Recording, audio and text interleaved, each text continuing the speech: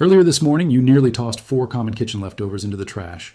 One of them, if stored the wrong way, can begin developing salmonella within just 72 hours. Yet when these same scraps are handled properly, they can replace a $25 bottle of organic plant food for less than $2. Today, you are going to understand the microbial science hidden behind this method. You will also hear the 3 biggest misconceptions people believe about coffee grounds and banana peels, along with the single mistake that could seriously backfire. Stay with me until the end because I will reveal which ingredient is actually the dangerous one. This breakdown comes in 3 sections. First, why molasses and milk function at the microbial level. Second, exposing 3 myths surrounding banana peels and used coffee grounds. Third, the complete $2 formula, plus the 3 errors you absolutely cannot make. Most online guides stop at mix and pour. That is where people fail. Without understanding the biological process underneath, you never know when the method works, and more importantly, when it can become unsafe. Let's begin with molasses. Molasses is packed with sucrose, a simple sugar source.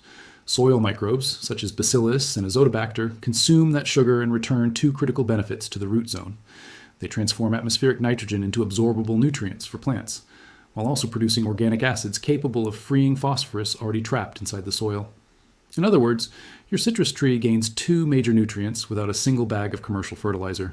But there is an important condition. The molasses must be blackstrap, specifically unsulfured cane molasses. Honey will not work. White sugar fails. Corn syrup also produces no meaningful effect. Use the wrong ingredient and the bacteria receive no proper fuel source. No microbial activity means no visible improvement. Molasses is not the fertilizer itself. It is the energy supply feeding the bacteria. Now comes the protective layer, and surprisingly, that protection starts inside your refrigerator.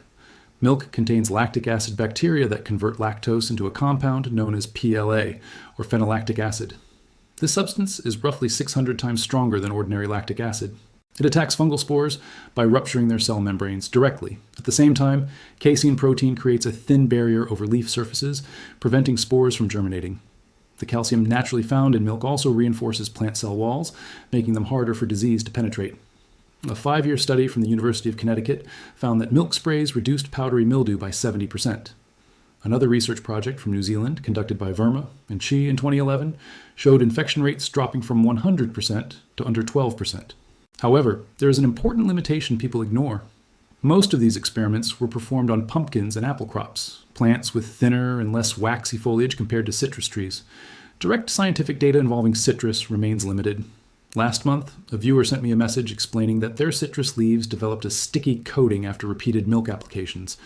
That detail matters more than most people realize. 1 month later, after testing the method on a Meyer lemon tree, the results finally appeared. But there was a catch. The treatment only succeeded because the residue was cleaned away every 48 hours. That detail changes everything. If this is your first attempt, never spray the entire tree immediately. Treat a single branch first.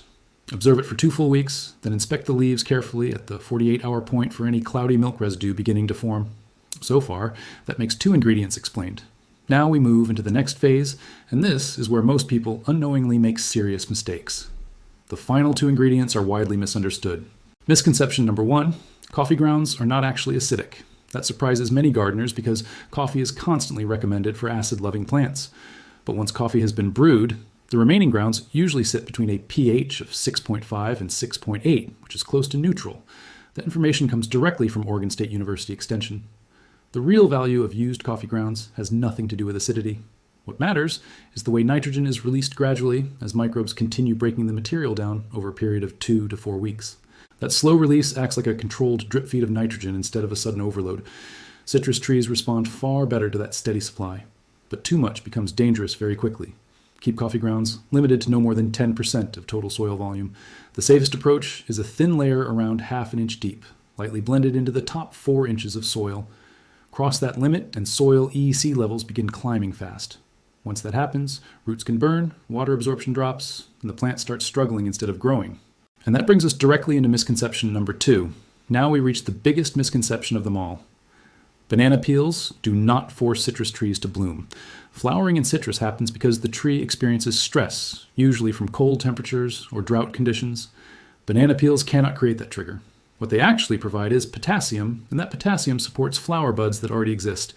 Inside the plant, potassium regulates pressure within the stomata, while also maintaining proper flow and movement. That process is what leads to fuller buds, firmer fruit, and stronger overall development. But there is one strict rule most people get wrong. Banana peel solution should only be used as a root drench. Never spray it across leaves. Once banana peel extract coats the foliage, stomata can become blocked and moisture trapped on the surface quickly turns into the perfect environment for fungal growth. The safe method is simple. Soak the peels in water for 24 hours. After that, take only the liquid and pour it directly around the base of the tree. Now for the complete recipe.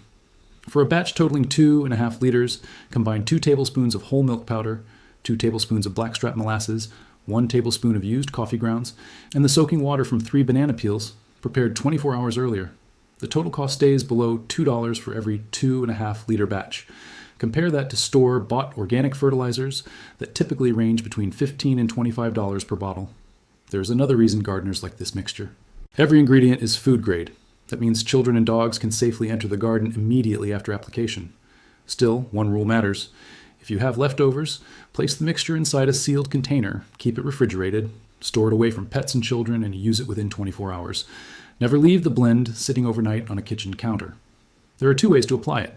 First is the root drench method. Dilute the mixture 50-50 with water. For a smaller citrus tree, use between 250 and 500 milliliters. Second is the foliar spray, but this version uses milk only. Mix 100 milliliters of milk powder into 1 liter of water. Apply it only during the early morning. Never spray during intense midday sunlight. The correct schedule is once every 10 to 14 days. Microbial activity usually reaches its strongest point around week 2. After 2 complete cycles, roughly 3 to 4 weeks, most growers notice darker foliage, fewer fungal marks, and tighter fresh growth. And now we return to the question from the beginning. Which ingredient becomes dangerous if it sits too long? Mistake number 1 is also the most serious. Never allow the milk and molasses blend to remain unused for more than 72 hours.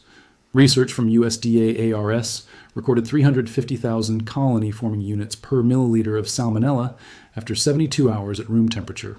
Mix it. Use it immediately. Never store it for multiple days. Mistake number 2 involves excess coffee grounds.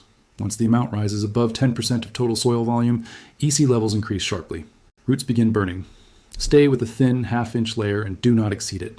Mistake number 3 is spraying banana peel extract directly onto leaves. That coating blocks stomata and encourages fungal invasion. Root drench only, every single time.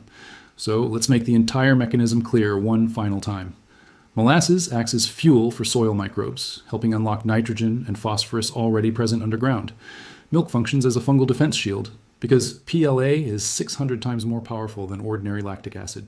Banana peels support existing flower buds with potassium, but they do not initiate flowering.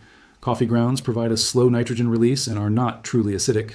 If you decide to test this formula yourself, share what kind of tree you're growing and how the results turn out. And one more question before you go. Are you on Team Store-bought fertilizer or Team Kitchen scraps?